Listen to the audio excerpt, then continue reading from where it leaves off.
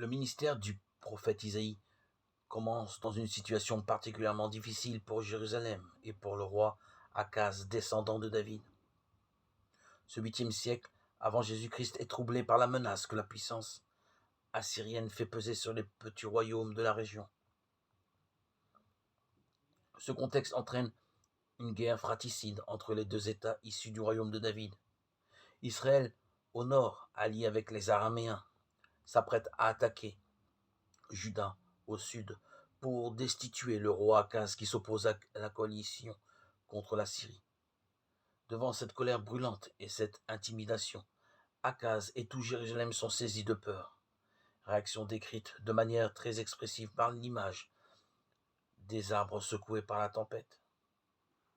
À vue humaine, il y a effectivement de quoi trembler.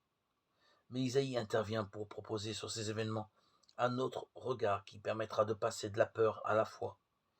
Il révèle que le vrai chef, la vraie tête de Jérusalem n'est autre que le Seigneur lui-même, et qu'il ne saurait s'abandonner, et ne saurait abandonner ni la ville sainte, ni le fils de David. Il est celui sur qui l'on peut compter, lui qui est fidèle à ses promesses. C'est une attitude que la Bible appelle la foi. S'appuyer sur un autre que soi-même.